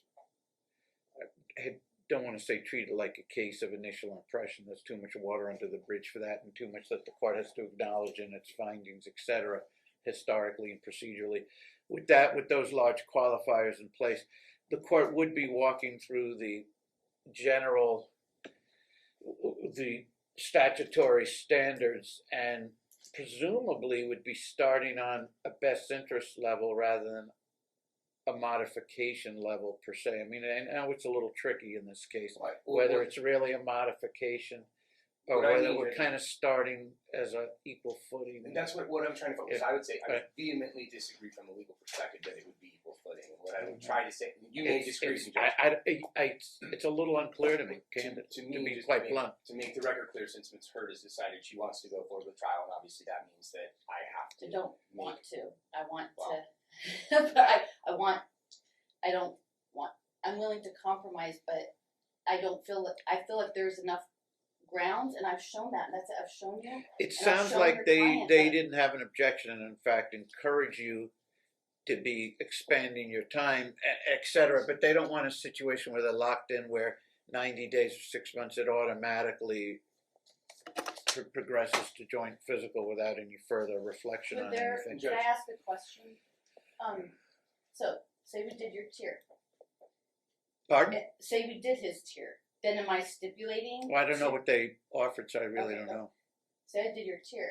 You're saying you're not going to guarantee me joint physical, but then I feel like if I stipulate to that, I'm compromising my rights to potentially obtaining that right now, and then I don't have the option to show the judge again what I do have and where I have come from because now I've sacrificed. Of course you do. No, you always have the ability to say, even though you always have the argument, even that I compromised last time, I thought I had enough then for joint physical. I definitely think I have enough now, but in the interest of proving to everyone concerned that I can handle this. I mean, it's all on.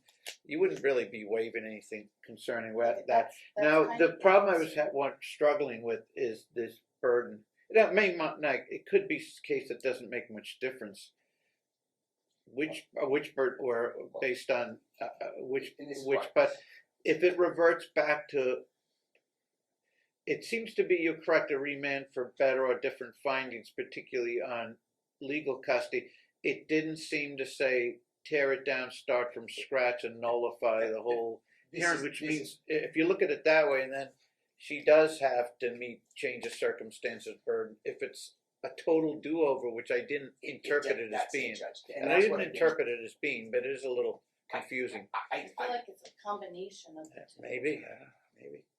With all respect to Ms. Hurd and to the court, I think it is abundantly clear when you read the appellate court decision that the findings that were made are undisturbed, that the evidence in the record was undisturbed, the custodial designation is undisturbed.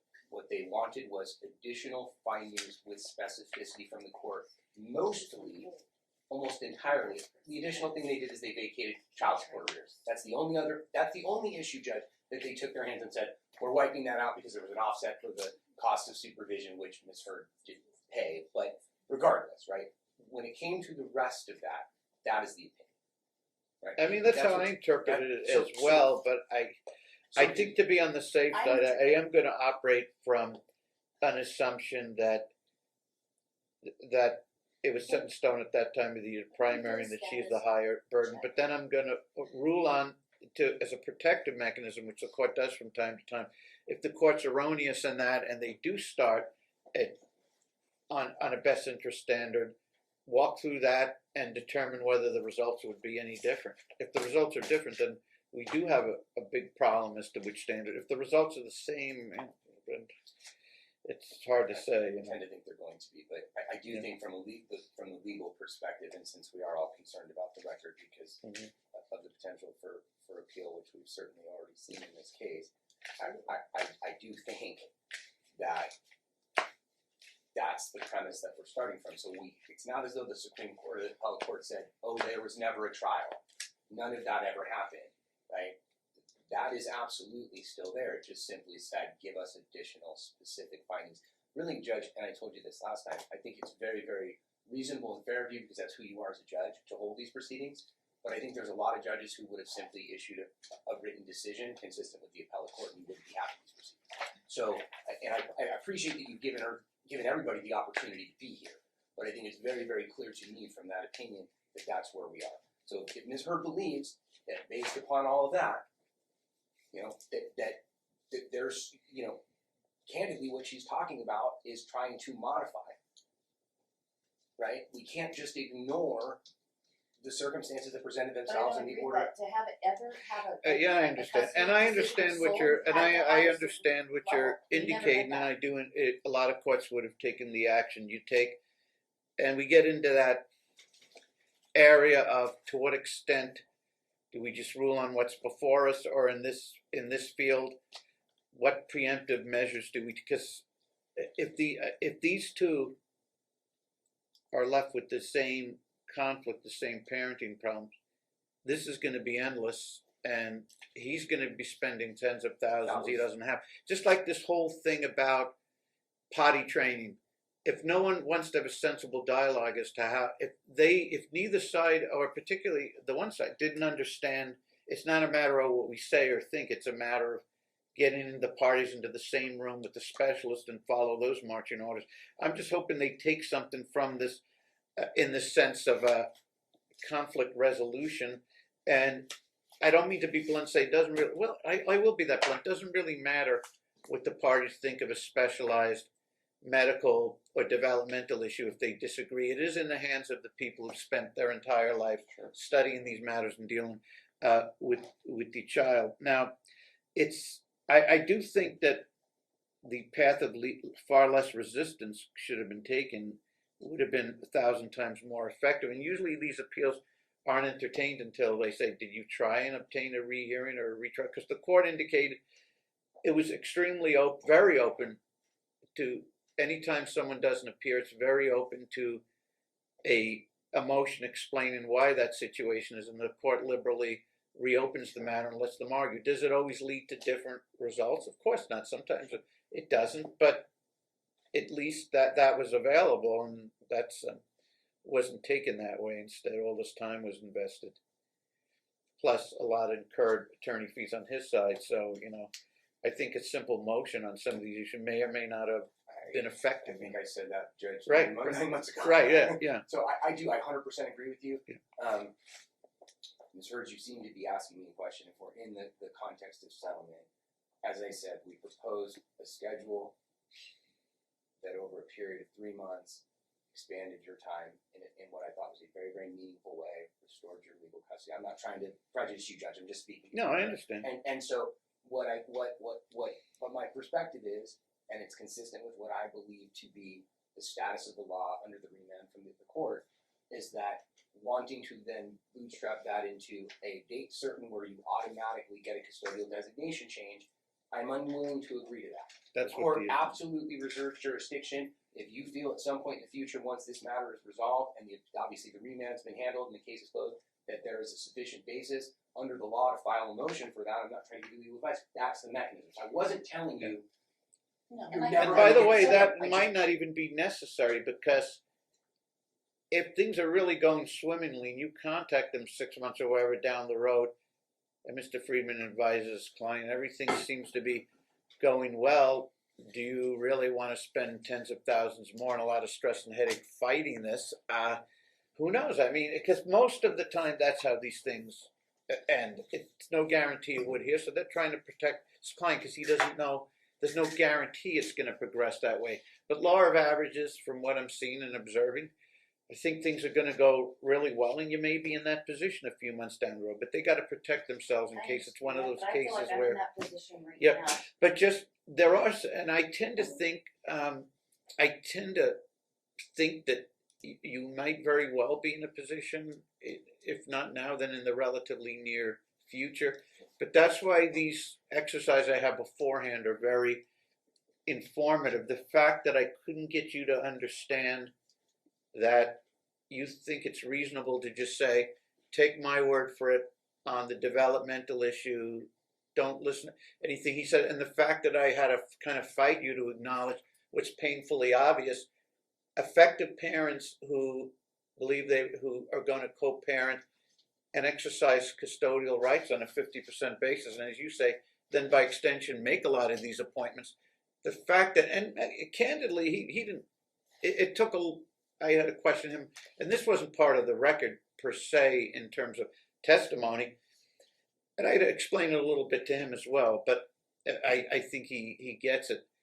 The fact that there was some resistance to that dialogue when you should have been overjoyed to say, I want to be in that room. I want us both to understand. You need to be open and really delighted if the specialist is going to speak to both of you and explain what needs to be done, even if it's not your preconceived notion. I don't want too much of this to be colored by you want something because he doesn't, or vice versa. You don't want something because he doesn't. I think there's a little bit that going on from both sides. It's a kill the messenger type of thing. I think you'd be really open to things that are maybe coming from the specialist because they're coming from him or his fiance, whatever. There's this wall of resistance. And the fact that I'm just stating the obvious, which I must misunderstand, you because you must know that I'm powerless to just say, yeah, you're right, this child I've never met should be progressing at this level. The fact that you even went to the trouble of speaking to a specialist or expert, and this concept is foreign to you, that you both need to be speaking to that person and following their directives. And if you both agree that person is really out there in some, let's say, and you're not interested, then you can go in some other direction. So you, not to beat this dead horse any further, but you do understand that I expect both of you, if there's a dispute, to submit it to the specialist or expert, because anything else would be ludicrous. You understand that, don't you? Right. Okay. Okay.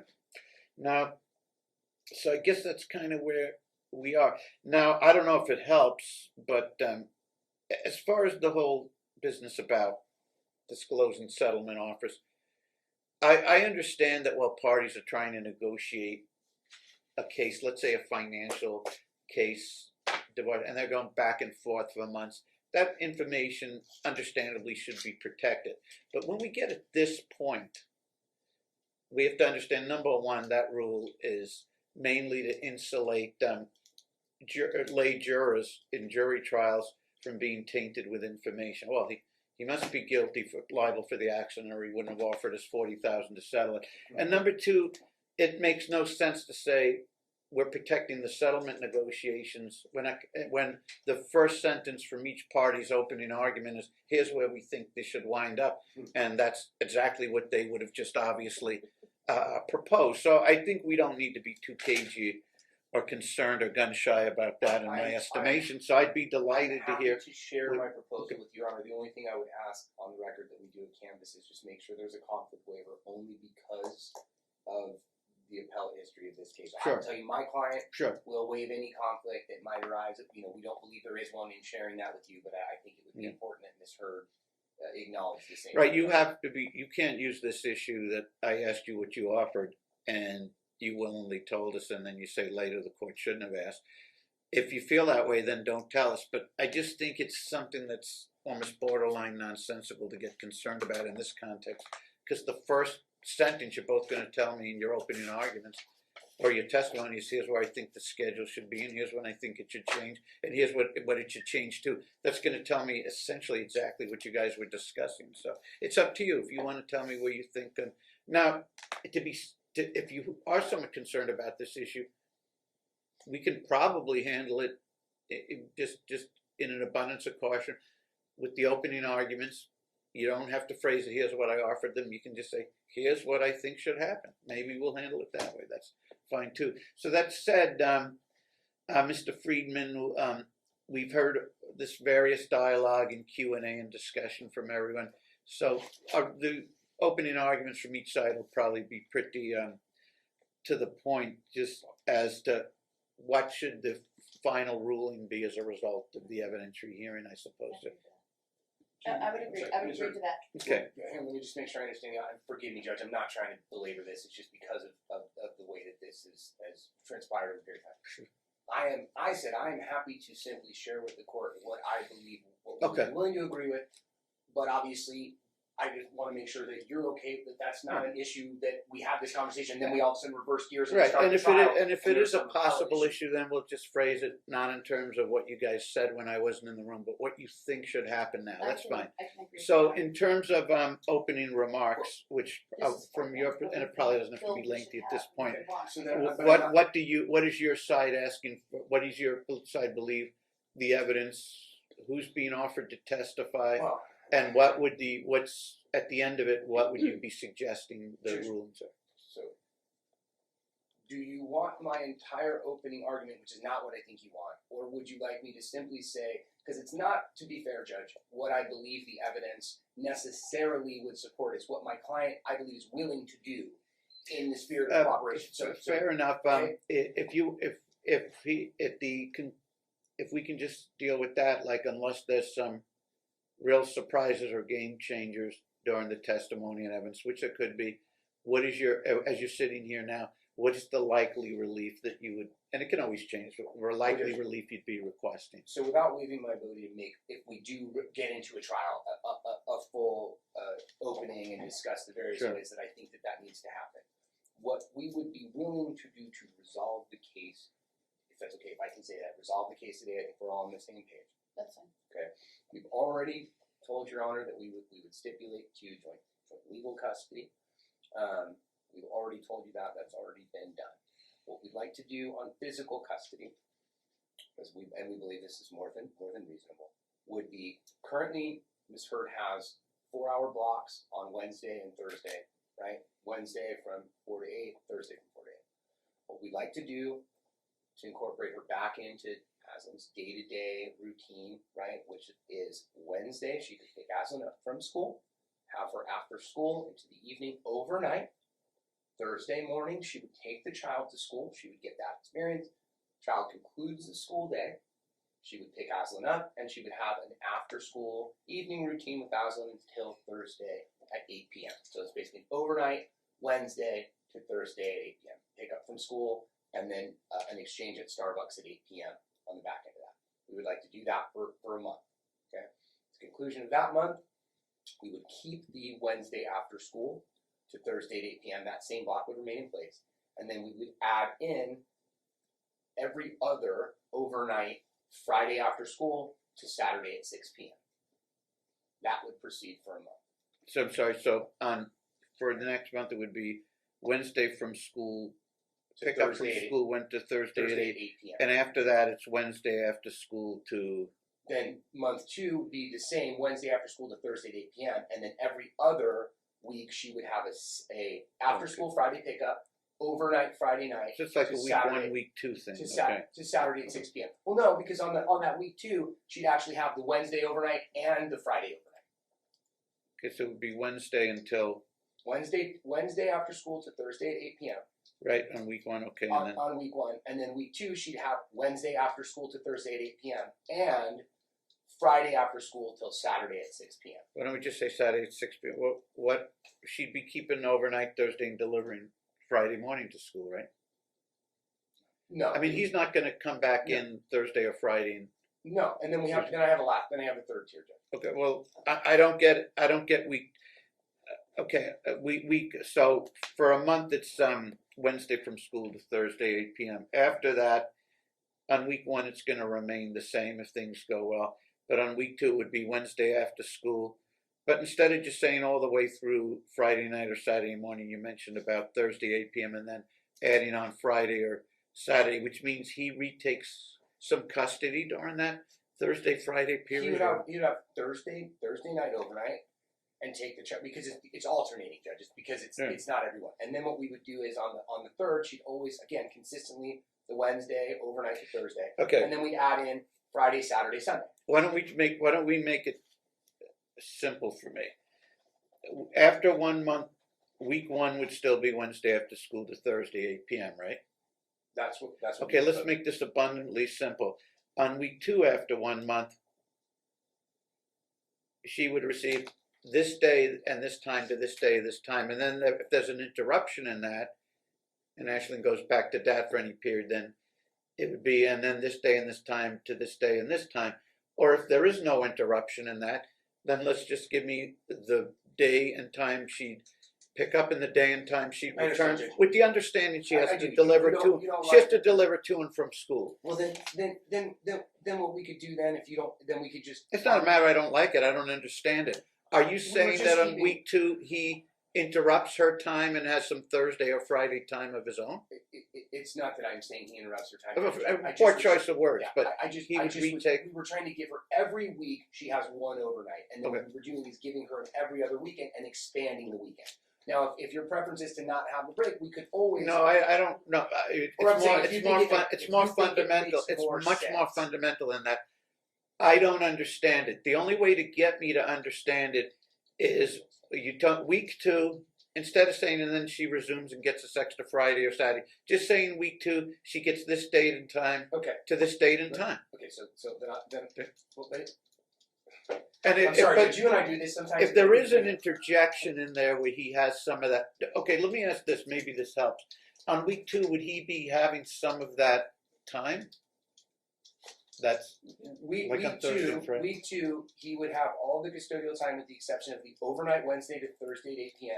and Friday night to Saturday. At this 6 is p.m. exactly what I'm asking. So- Why are we having this to Thursday and then pick back up Exactly. Friday? What happens? What's happening on Friday? What I was going to say, Judge, is what I was trying to say, Your Honor, is that I just was modeling always having a consistent Wednesday, but to address what Your Honor has pointed out as a reasonable I'm statement, not. which is I don't have a problem with the schedule necessarily. I'm just saying I don't get it. right. So What I don't get is why aren't we just saying Wednesday to Friday night or Saturday well, morning? that's what I was going to say. Why Judge. are we? What's happening on this Thursday to Friday It's- thing? Is Ashlyn going back with him and then back to her? It's just, Judge. Do you want me to answer the question, or do you want Do you me to? understand it? No, honestly, I think I was. I'm sorry. Can I take a recess for a second, Judge? Because I'm really having a hard time understanding. You asked me to set forth what I had proposed. That's what I'm trying to do. I understand Your Honor didn't Okay, understand let me put it this way. Like if it either goes, humor me. Either a schedule goes straight through. Maybe if we fashion it this way, to this day and time to this day and time, where there's no interruption with custody being returned to What him, I'm trying to say, or Your we Honor, build that into it, and then on this day and time, what I'm trying to say, Your Honor, is exactly that. Is that I sense that what Your Honor was pointing out, reasonably so, is why bifurcate it. And what I'm saying is, it's just the way that I crafted in my head. So we could certainly do week 2 when we expand to 2. Is instead of it being the Wednesday to Thursday and then Friday Saturday, we could just go Thursday to Saturday. Right. That's what I'm. Okay, good, Okay. good. And then What we- time? What time Thursday? It would be after school Thursday till Saturday at 6. 6 p. Okay, But but again, every other weekend. right. Right. So So what's on the table So then then? what we do is we would do Perfect. a Thursday. So Okay. instead you go Thursday to Friday. Because these orders have to be actually that precise and nitpicking. They really do. So Right. week 1 for the next month, the same schedule. Wednesday from school to Thursday 8 p.m. Meaning, of course, she delivers to and fro school Thursday. Then after 1 month, a rotating cycle where week 1 remains Wednesday after school to Thursday 8 p.m. But week 2 is Thursday after school to Yes. Saturday 6 p. Okay, perfect. Perfect. Okay. And then what we would do is judge exactly the same thing in starting in month 3. We would do the same thing the Wednesday after school to Thursday every time, and then we would just run the next segment longer. So on the week 1 would be Wednesday after school to Thursday at 8 p.m. with exchange at Starbucks, and then the week 2 we would go Thursday after school through Sunday at 10 a.m. Okay. And then that Now I would be think the I schedule. get it. You got it? What they're proposing? That was a good point, Judge. I think we. No, I no, think that's a good point about the program. I would like to have some consistency, so then. You're way ahead of me. Yeah. You're reacting to something without first telling me. Do you understand because it's worth asking because I was having a little difficulty. Do you understand exactly what they're proposing? Don't tell me whether you like or dislike it yet. Just tell me if you understand. Do you understand the schedule they proposed? Not do you agree with it or like it. Do you understand what it was? I don't know if I do understand. Okay, good. Let's go through it then. Okay. Go ahead So and the first ask them month- these questions. Okay, so let's start, okay. Month one is what, the Wednesdays and Thursdays, but I'm getting an overnight on Wednesday. So the first tier of it would be month one. It would be you pick up after school on Wednesday, and you would So we say return- Wednesday from 3, and then you return Aslan Thursday at 8 p.m. so Wednesday from 3 to Thursday to 8. That's correct. Month 2, right? Then Two, there's a week 1 and week 2. So on week 1 would be the same Wednesday after school to Thursday at 8 p.m. Week and then 2, we would do Thursday after school until Saturday at 6 p.m. So Thursday at 3 until And then Saturday after at 6. an additional month. Okay. Saturday. The one constant through all this is week 1. Okay. And then And then it would go 1, okay. Then month. Then in starting month 3, you would have again week 1 consistent Wednesday after school till Thursday at 8 p.m. And then the week 2 schedule would commence Thursday after school, but it would run all the way until Sunday at 10 a.m. Okay. Now, you also have other options. If you were to agree to something like this, but were to say, I'm not necessarily giving up my right to a trial, there's all sorts of creative things you can do. 90% of the time, if we provide something where we say you don't necessarily give up your right to a trial, but make this work a month or 2 or 3, if it's a disaster, come back at that status check and tell us. 90% of the time, someone either says, I can live with this, or can we tweak it a bit? Fewer than 10% of the time do they say, this is unmanageable, I want to blow it open, I want to try. So it's things to think about. You have options. If I'm not giving up my right to a trial and I would be opposed to kind of putting it on hold and attempting this and Right, but everyone has a lot more information, including you. Your information for a joint physical custody situation, which you're interested in, might make a lot more supportable if we can see how this something substantive, including overnights like this, progresses. So, but they're offering up quest for next 30 days, Wednesday after school to Thursday 8 p.m. After the first month, week 1 would still be Wednesday after school to Thursday 8 p.m. and week 2 would be Thursday after school to Saturday 6. And then after an additional month, week 1 still remains a constant throughout Wednesday after school to Thursday 8 p. But this week 2 would now be Thursday after school all the way through to Sunday morning, like 8, 10 a.m. So that's where we're at. Maybe it's a really giant step from where you were. We would agree, Judge. We thought, our estimation is it represented a pretty enormous compromise. Given Is there a way I'm to sorry? get a few minutes just so I can kind of If you think it'll soak this be in a little bit, productive, and you then guys I can. wouldn't, if I'm not actually, You mean giving my to rights to- negotiate or just think about it, or to continue to chat with them, or to think about it, or both? well, I know I can't ask him certain questions because he represents. I'm not like, sure. I don't think. I think I you're kinda wanna just get probably some- if you're off the record and negotiating.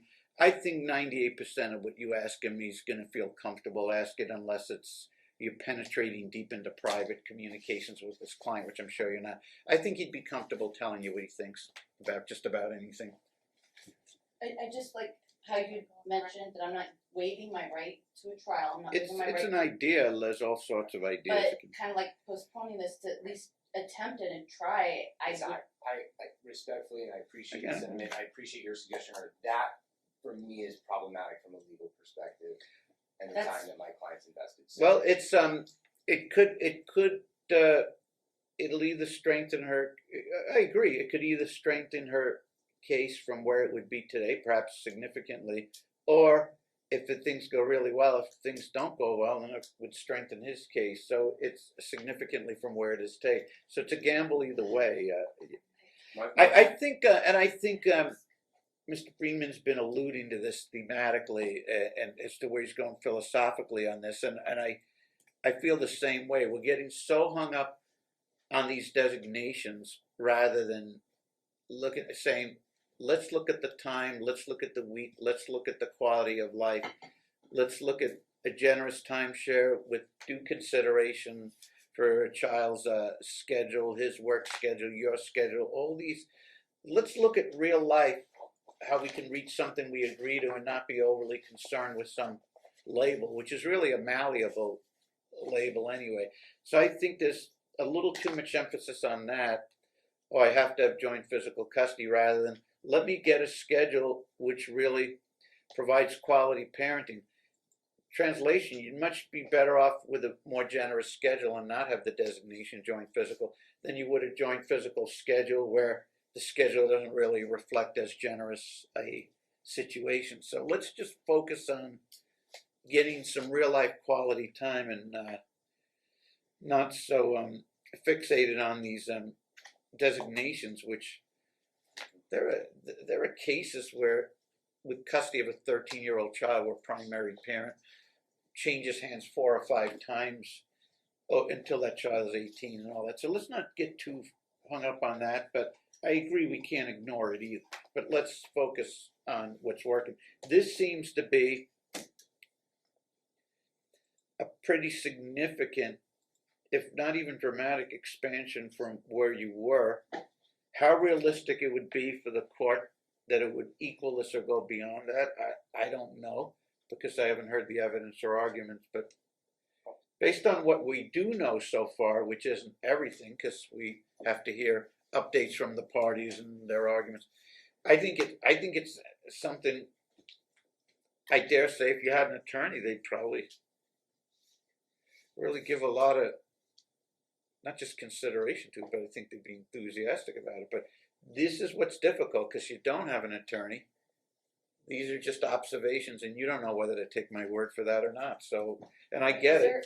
And there's always a possibility you might get an unreasonable attorney who doesn't view it the same way as the court. So I get it, you know. So, I don't know. Is there a way to put this on pause for today and let me try to get some advice that I could? Well, we do know this, and here's another. If you want to think outside the box a little, maybe it accomplishes everyone's purpose. You understandably want to get some track record, which is going to significantly help you. On the other hand, they figure their position is best to strike now in terms of the ultimate designations, and I get that anything else could maybe weaken that potentially. We know certainly you'll have the ability to reflect on this overnight, at the very least, because we can't do a heck of a lot with what we got remaining today, and we're back here tomorrow, so you can certainly sleep on it tonight. I would appreciate that if we could do that. Maybe. Sure. I mean, if you want to get started today, that's fine. If you guys want to for the next half hour, but you can certainly come in tomorrow and say, hey, you know, I want to chat with Mr. Friedman and this client again, and the marshal will tell me not to come down right at 1:30, but to hold on until you guys send for me. Okay. Yeah? I could agree to that. Okay. That's Now, reasonable. with that being said, you guys have probably gone 12 rounds already, so you may not necessarily be interested in utilizing this last half hour. But on the other hand, if you really do think we'd at least get opening statements or a witness start some testimony, that's fine too. Then tomorrow afternoon, she's going to let you know whether, hey, let's try this for a while, or. So Judge, I'm happy. And I understand the concern. I'm happy to break for a day and give her some time. I just wanted to be clear about what the offer is and what we're willing to do, and then what we wouldn't do, which is, right. I'm absolutely happy to codify this stipulation, resolving the remand. It would be a final order. This would be the timeshare. joint legal language. We could certainly spend some time fine-tuning holiday schedule, what have you, okay? But it would end there. And then from that point forward, to the extent that Ms. Hurd believed strongly that a custodial modification was necessary, she thought she needed primary, or she thought she needed joint, what have you, then her legal recourse would be to file a motion to do that. Here's the one problem. It's a little hard to explain, but see, if I was in this situation, I'd do exactly that as any Right, because good attorney, where they wouldn't say after 90 days it automatically expands to this, because then they'll say, gee, but it hasn't been progressing in an acceptable manner, and then if the other side argues it is, then we're getting into largely a subjective argument about how the visits have proceeded, but it puts them sort of behind the 8 ball, where it's presumed that if they've proceeded adequately, as opposed to maybe they expect this to proceed very well, or in a sterling matter, and maybe just not an adequate matter. So it puts them in a defensive posture whereby they have to be getting sucked into an argument subjectively as to the quality of the visits and how things have been progressed. And there's sort of a built-in presumption then that the burden of proof somehow is shifted to them improperly to defend themselves against losing primary physical custody.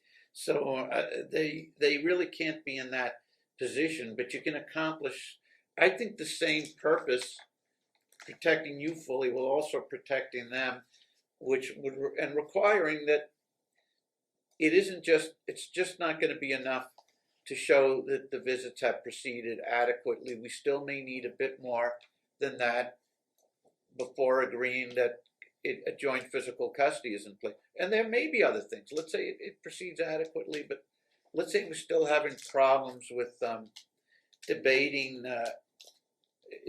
these developmental milestones, which, as you can tell, the court has not much tolerance to, because, to be blunt and a bit unkind, if you guys are in dispute on that, it doesn't really matter what your guys' opinions are, except to the extent an expert or therapist have said there are pretty wide open options here, and opinions and input and of parents how to proceed, they can often decide these things. They'll seldom say that. They'll say your input and your questions are important, but your decision as to how to proceed is in the hand of the experts to a large extent.